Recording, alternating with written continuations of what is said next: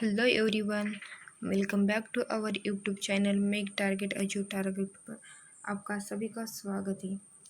This is chapter number first, living world and classification of microbes, class 8। This is part fifth. You can follow me in this Instagram ID and you can join the Telegram group for the notes make target achieve target. तो guys, हमने अगले lecture में chapter जो हमने हमारे micro जो हमारी classification of microbes था, उसमें हमने प्रोकार्योटिक और यूकैरियोटिक देखा था। उसमें हमने ऑलरेडी किसको कौन कौन से पार्ट को डन किया है, फंगी, अलगी, प्रोटोजोआ और फंगी को हमने कवर किया। आज के लेक्चर में हम अलगी को कवर करने वाले हैं। ओके, उसके बाद हमारा चैप्टर डन हो जाएगा। तो जो अलगी होती है, जो हमारे अलगी होती है, उनका साइज अप्रॉक्सीमेटली कितना होता है? 10 माइक्रोमीटर 10 माइक्रोमीटर टू 100 माइक्रोमीटर होता है। उनका साइज कितना होता है? अप्रॉक्सीमेटली 10 माइक्रोमीटर टू 100 माइक्रोमीटर होता है। वो कहाँ पर आकर होते हैं? देखो, they are aquatic. They are क्या होते हैं? दे आर एक्वेटिक। एक्वेटिक मतलब होता है जल में रहने वाले। जो पानी होता है, जल में रहने वाले, वाटर में रहने वाले ऑर्गेनिज्म होते हैं, उन्हें एक्वेटिक कहते हैं। एक्वा मतलब ही वाटर होता है। एक्वा टर्म का यूज किसके लिए किया जाता है? एक्वा मतलब होता है water. They are eukaryotic, obviously बात है कि दे आर यूकैरियोटिक होंगे। क्या होंगे?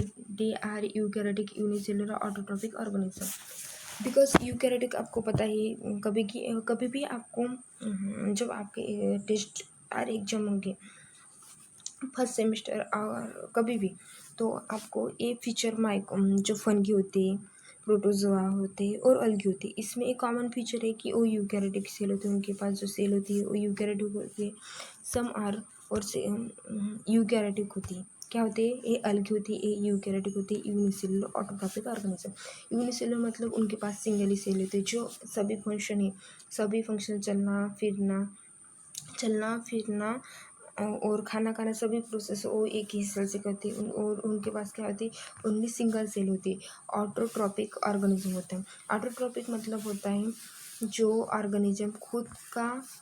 ऑर्गेनिज्म होते हैं, जो खुद फॉर्म करते हैं, उसको ऑटोट्रॉपिक करते हैं। जो दो प्रकार के होते हैं ना, देखो, autotrophic as well as heterotrophs and autotrophs होता है। जो ऑटोट्रॉपस होते हैं वो खुद फॉर्मेशन करते हैं, और हेटेरोट्रॉपस होते हैं जो दूसरे ऑर्गेनिज्म पर फूड के लिए डिपेंड रहते हैं। हम भी हेटेरोट्रॉपस है, जो अपने ऑल प्लांट्स होते हैं, जो सभी प्लांट होते हैं। कभी कुछ एक्सेप्शन होते हैं, कुछ एक्सेप्शन हो सकते हैं, बट सभी प्लांट होते हैं वो ऑटोट्रॉपस होता है। मतलब वो खुद फॉर्मेशन करते हैं, बिकॉज वो एक प्रोटोसिंथेसिस। तो हमें नेक्स्ट यहाँ पर देखते हैं, नेक्स्ट पिक्चर पे देखते हैं कि photosynthesis is carried out with the help of chloroplast in the cell present in the cell. जो प्रोटोसिंथेसिस होती है ना, ये अपने आप में बहुत बड़ी प्रोसेस होती है। इस प्रोसेस की वजह से, फोटोसिंथेसिस मतलब होता है एक बहुत बड़ी प्रोसेस होती है। जब आप अपर क्लास में जाओगे तो आप इसके बारे में डिटेल स्टडी कर ही लोगे, बट अभी के लिए आप याद रखो, फोटोसिंथेसिस एक ऐसी प्रोसेस है जिसके वजह से जो अपने प्लांट है वो अपना फूड फार्म करते हैं। बिकॉज उनमें क्या होता है, जो अपने प्लांट होते हैं ना, उनके पास क्या होता है, जो लीफ होती है, उनकी लीफ, उसमें क्लोरोप्लास्ट प्रेजेंट होता है। हरा हरा कलर का क्लोरोप्लास्ट प्रेजेंट होता है। क्लोरोप्लास्ट की वजह से उनकी जो लीफ होती है, जो उनके पान होते हैं, वो पत्ते होते हैं ना, वो हरे हरे रंग के दिखते हैं, क्लोरोप्लास्ट की वजह से ही दिखते हैं। इसीलिए क्लोरोप्लास्ट की वजह से ही फोटोसिंथेसिस प्लांट करते हैं।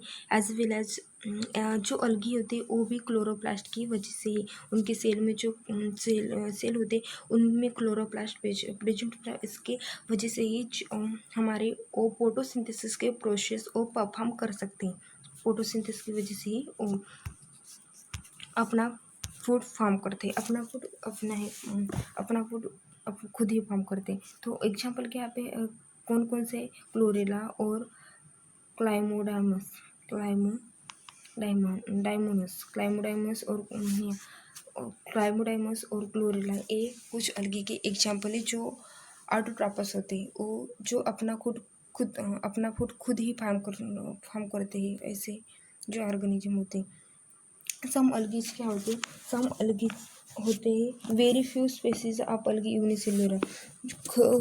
कुछ जो अलगी होती है ना, वो बहुत ही very few species of algae are unicellular and most of the multicellular visible with the naked eye। जो यूनिसेलुलर होते हैं हम अपने आंखों से देख नहीं सकते, बट जो सम अलगी होते हैं हम we can see our eyes. Okay, तो most of them are multicellular होते हैं और visible with the naked eyes, और अपने ओपन आंखों से कुछ अलगी को देखते। आज के ज़माने में जो अगार अगार अलगी है, अगार अलगी, ये बहुत ही ईटिबल होती है, बहुत ही लोग इसका खाने के लिए इस्तेमाल करते हैं। कुछ अलगी हार्मफुल होती है, कुछ अच्छी होती है, जो हम कभी जो वे बहुत हमारे कंट्री के नहीं, बहुत सारे कंट्री के लोग होते हैं जो अगार अगार अलगी है ना, इसको एज फूड कहकर उनको सेवन करते हैं। ये हमारा है क्लोरोप्लास्ट, देखो हमारा क्लोरोप्लास्ट। तो क्लोरोप्लास्ट रहते हैं जो फोटोसिंथेसिस, आपको एक ट्रिक याद रखनी है, जो फोटोसिंथेसिस ऑर्गेनिज्म होते हैं, जो अपने फोटोसिंथेसिस ऑर्गेनिज्म होते हैं ना, एज वेल एज प्लांट होते हैं, वो मोस्टली ग्रीन कलर के होते हैं। तो वो ग्रीन क्यों दिखते हैं, बिकॉज उनमें जो क्लोरोप्लास्ट होता है इसके कारण वो ग्रीन करते हैं, ग्रीन हमें दिखाई देते हैं। ओके, तो चलो चलते हैं। हाँ, हमने अभी डन किया अपना डन। तो हम वायरस एक सेपरेट पार्ट है। वायरस हम अपने आई से कभी भी नहीं देख सकते। आपने सुना ही होगा कि आज की स्थिति में जो कोरोना वायरस है, इसका तो नाम आपने सुना ही होगा। आप बताओ, आप इसी के कारण तो 1-2 साल हो गए आप अपने घर पर ही ऑनलाइन तरीके से स्टडी कर रहे हो। इसमें तो कुछ कोरोना वायरस तो बिकॉज आप सोच रहे होंगे कि हमारा इतना बड़ा कंट्री है और अदर भी कंट्री है, तो फिर भी हम इस कोरोना वायरस पर वैक्सीन नहीं निकली। बिकॉज इस कोरोना वायरस को डिस्ट्रॉय करना, मतलब वायरस को डिस्ट्रॉय करना इतना ईजी नहीं होता है, बिकॉज ये बहुत ही चालाक होती है। मतलब जब जो वायरस होती है, जब नॉन लिविंग, मतलब अपने वाटर हो गया, अपना वाटर हो गया, एज वेल एज फूड हो गया, उसमें जब ये रहते तो वो निर्जीव रहते, मतलब जीवित नहीं रहते, नॉन लिविंग रहते। बट वो जब किसी ऑर्गेनिज्म की बॉडी में एंटर करते हो तो वो लिविंग हो जाते। मतलब देखो, हम इसके बारे में डिटेल स्टडी कर ही लेते हैं अभी। उनका साइज क्या होता है, अप्रोक्सीमेटली 10 नैनोमीटर टू 100 नैनोमीटर। मतलब ये बहुत नैनोमीटर मतलब बहुत ही होता है। 1 नैनोमीटर मतलब कितना होता है, 1 नैनोमीटर मतलब 10 -9, वो मतलब हम अपने आंखों से इन्हें देख ही नहीं सकते। जब हमारे बॉडी में आपने कभी टीवी पर आपने न्यूज पर देखा ही होगा कि जो कोरोना वायरस है अभी अपनी बॉडी में किसी को टच के करते ही अपनी बॉडी में एंटर हो जाता है। तो वो क्या होता है, हमें वो दिखाई नहीं देता। हमको हमारे जब हमें वो दिखाई देता है हमारे हाथ से, तो हम उनको अपने हाथ से निकल नहीं सकते थे क्या, नहीं, बट वो बहुत ही स्मॉल होता है, हम अपने ऐसे देख ही नहीं सकते। तो वो क्या होता है, जनरली क्या होता है, दे आर, उनका साइज क्या होता है, अप्रॉक्सीमेट 10 नैनोमीटर टू 100 नैनोमीटर होता है। 10 नैनोमीटर टू 100 नैनोमीटर होता है। Generally viruses are not consider as living organism, or they are said to be organism at the eggs of the living and the non-living. They are studies in the under microbiology। जो generally वो virus होते हैं उनको consider living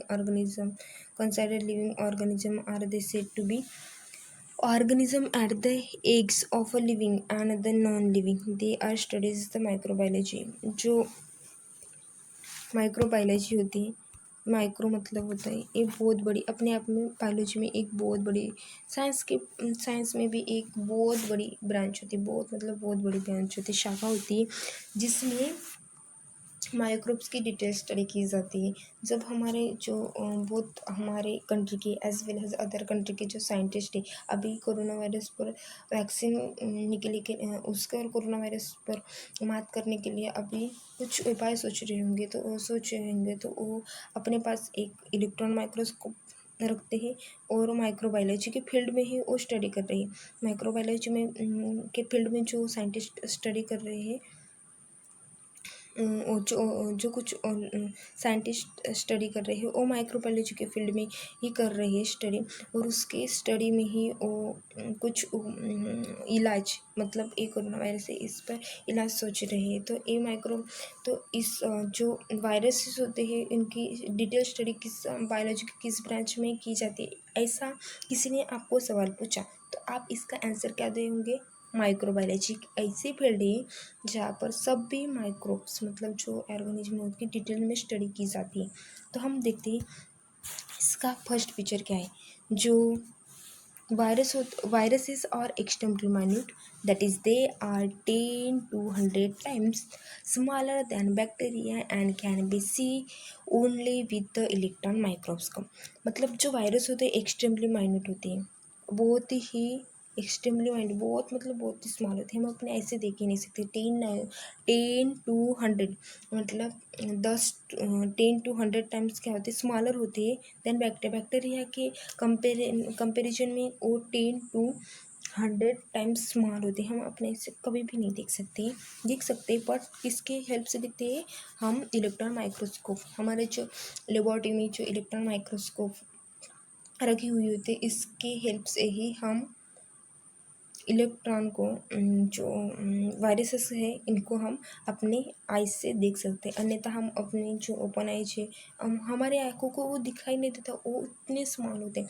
हम जो आपने कभी देखा है क्या, जब भी जो मिल्क होता है, मिल्क का कर्ड में कन्वर्ट किया जाता है, जो मिल्क होता है अपने घर में जो मिल्क होता है उसका कर्ड में कन्वर्ट किया जाता है तो उसमें लैक्टोबैसिलस होते हैं, लैक्टोबैसिलस बैक्टीरिया होते हैं, बट हमें वो दिखाई बैक्टीरिया नहीं दिखाई देते। तो हम वायरस तो उतने उससे भी बहुत छोटे होते तो हमको कैसे दिखाई देंगे? नहीं, इसलिए क्या करते हैं इलेक्ट्रॉन माइक्रोस्कोप का यूज करते हैं। हम उनको वायरसेस को हम सिर्फ और सिर्फ इलेक्ट्रॉन माइक्रोस्कोप की ही वजह से देख सकते हैं, अन्यथा नहीं।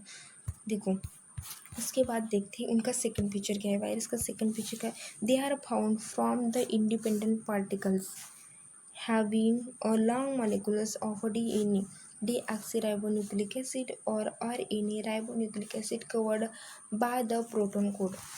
मतलब they living, they are found independent मतलब वो स्वतंत्र, मतलब इंडिपेंडेंट मतलब वो स्वतंत्र, खुले आम, जिसे हम खुले आम कहते हैं, particles they are found in the form of independent particles and viruses is long off the DNA। उनके पास जो DNA होता है वो बहुत ही लॉन्ग होता है। इसको आपका DNA का लॉन्ग फॉर्म क्या होता है, इससे आपको पूछा है। आपको ये DNA का लॉन्ग फॉर्म कभी भी नहीं भूलना चाहिए, ये आपका कभी भी साथ नहीं छोड़ने वाला है। DNA मतलब होता है डीऑक्सी राइबोन्यूक्लिक एसिड, मेरे साथ तो डीऑक्सी राइबोन्यूक्लिक एसिड। DNA का मीनिंग होता है डीऑक्सी राइबोन्यूक्लिक एसिड। DNA का मतलब होता है डीऑक्सी राइबोन्यूक्लिक एसिड और RNA का मतलब होता है RNA ribonucleic acid. Okay,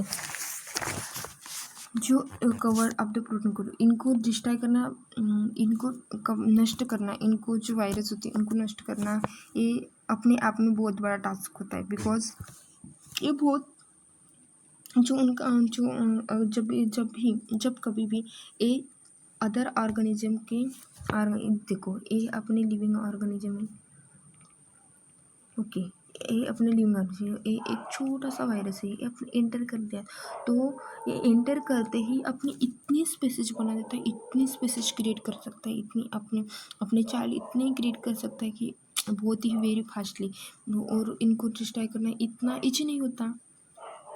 because उनके जो न्यूक्लियस होते हैं, डीएनए होते हैं, वो बहुत ही स्ट्रांग होते हैं, एज वेल एज आरएनए होते हैं वो भी। कुछ ऑर्गेनिज्म के पास ओनली जो फूड होता है वो फूड प्रोटेक्शन करने के लिए सिर्फ आयरन होता है, और कुछ ऑर्गेनिज्म के पास डीएनए होता है। ओके, तो वो उनके थर्ड फीचर क्या है, इसी के कारण उनको डिस्ट्रॉय करना बहुत बहुत ही डिफिकल्ट बात है, अपने आप में बहुत ही बड़ा टास्क होता है। जो वायरसेस होते हैं उनका थर्ड फीचर क्या है, viruses survive only in the living plants and animals cells and produce their own proteins with the help of host cells and create their numerous replica, and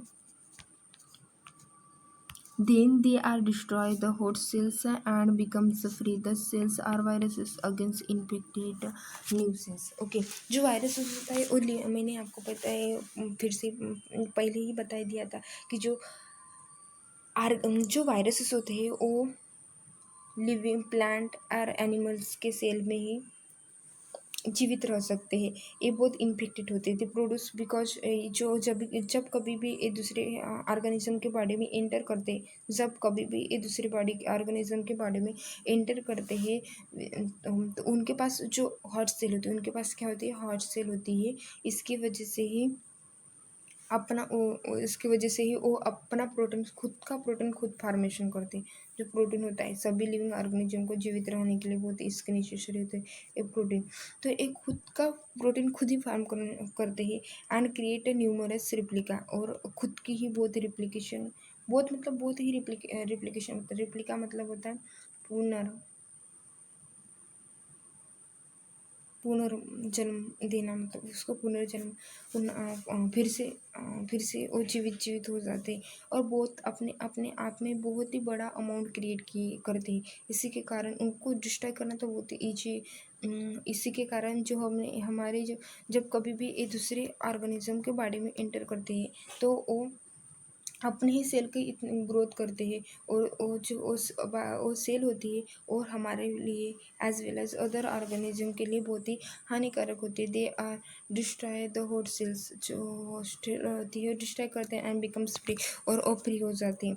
दस are the free viruses infected, जो free viruses होते हैं जो environment में रहते हैं वो infected होते हैं न्यू सेल्स। जो जब वो फ्री वायरसेस होते हैं ना, देखो तो मैं इसकी प्रोसेस बता देती हूँ कि जो वायरस होते हैं वो कैसे आप अपने ग्रोथ होते हैं। तो देखो ये एक लिविंग ऑर्गेनिज्म है, सपोज दैट ये एक क्या है, लिविंग ऑर्गेनिज्म। ये एक छोटा सा क्या है, वायरस है जो एंटर किया हमारे मुंह के द्वारा हमारे बॉडी में एंटर किया गया है। यहाँ पर ये तो देखो इसका हम डिटेल में करते हैं। ये एक छोटा सा माइनस होता है ना, इसके पास क्या होता है, हॉट सेल होती है, उसके बाद क्या होती है, हॉट सेल होती है, हॉट सेल होती है। इसके कारण ए क्या आता है, आरएनए और डीएनए, आरएनए और डीएनए होता है। इसी के हेल्प से आरएनए और जो डीएनए होता है इसकी हेल्प से क्या करते हैं, देखो आरएनए और डीएनए होता है, इसी की हेल्प से ये अपने, देखो ए है ना, ए यहाँ पर लेते हैं, ये वायरस होती है, यहाँ पर अपना खुद का प्रोटेक्शन कवर बना देते हैं। ओके, खुद का प्रोटेक्शन कवर बना लेते हैं। उसके बाद क्या करते हैं पता है क्या आपको, उसके बाद ये अपना हॉट सेल को अपना प्रोटेक्शन बनाते हैं, और कुछ मिनट कुछ सेकंड में ही इतने बैक्टीरिया वायरसेस प्रोड्यूस करते हैं, और बाद में ये हॉट सेल होते हैं इनको डिस्ट्रॉय करते हैं और फ्री हो जाते हैं। और जब ये फ्री हो जाते हैं हमारे, तो एक ही देखो यहाँ पर एक था तो यहाँ पर बहुत सारे हो गए क्रिएट होते हैं, और जो फ्री वाले हो गए होते हैं वो हमारे यहाँ पर हमारे बॉडी के लिए, जो किसी भी लिविंग ऑर्गेनिज्म के लिए होते हैं वो बहुत ही हार्मफुल होते हैं। तो समझ, आई होप कि आपको वायरस के बारे में सब कुछ समझ में। आपको एनी कुछ भी डाउट होगा तो आप मुझे कमेंट सेक्शन में पूछ सकते हो, बिकॉज कमेंट सेक्शन आपके लिए हो और मैं भी आपके लिए। ओके, तो thank you for watching this video guys. मिलते हैं अगले लेक्चर में, तब तक बाय। तब तक आप बहुत बड़ा स्टडी करो।